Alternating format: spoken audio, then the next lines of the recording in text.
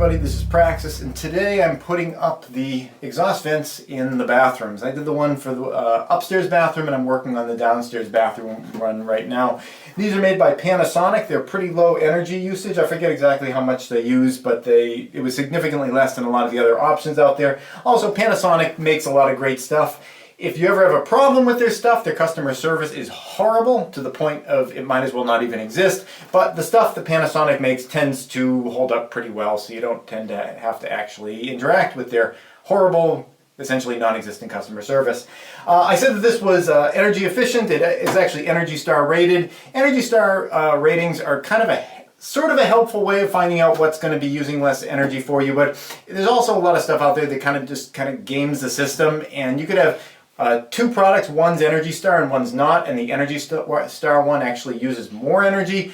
That can work by things like, you'll have two of these and one of them will use more power, but it'll move more air, and it's like an excessive amount of air that you'd never actually have to actually exhaust. But the way that the numbers kind of work out, it makes it seem like, oh, well, that one's better because it's more efficiently moving air. So you really have to kind of think about what your actual application is, and then decide which products work. Another example of kind of weird rating stuff was this house itself. When the energy auditing company, which I have to deal with, was reviewing the design for the house, they looked and all the windows are on the south side of the house. Now, it doesn't actually have an excessive number of windows, it's just that they're all moved to the south side of the house pretty much. But when they looked at it, they said, wow, you have a lot of windows. That might be a problem because windows are seen as a bad thing on energy and insulation kinds of stuff. They were saying, oh, if you could just expand your house and make more square feet in your house, make it bigger, that would work out so your house would seem to be more energy efficient, because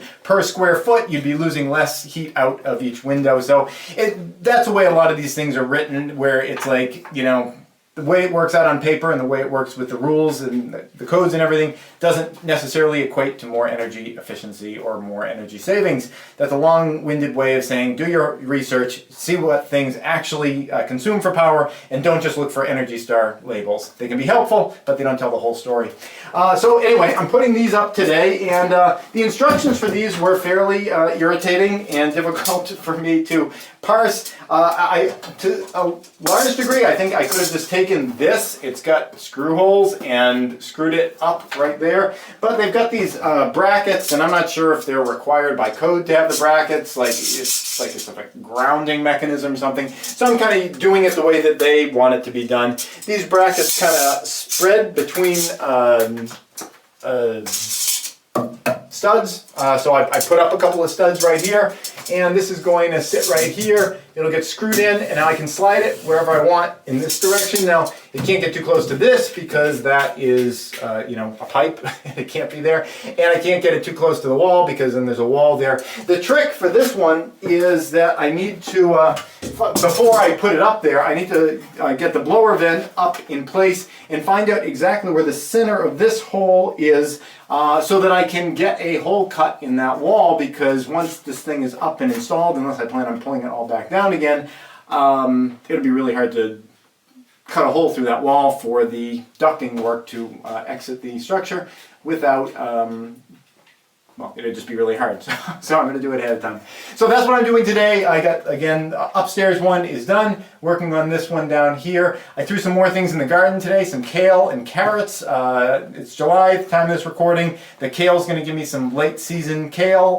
That'll go right into the winter. And the carrots should be able to pop out before we get into frost season. So that's where things are right now. Every day a little bit closer. And just getting these mechanicals out feels pretty good. That's it. Thanks for watching.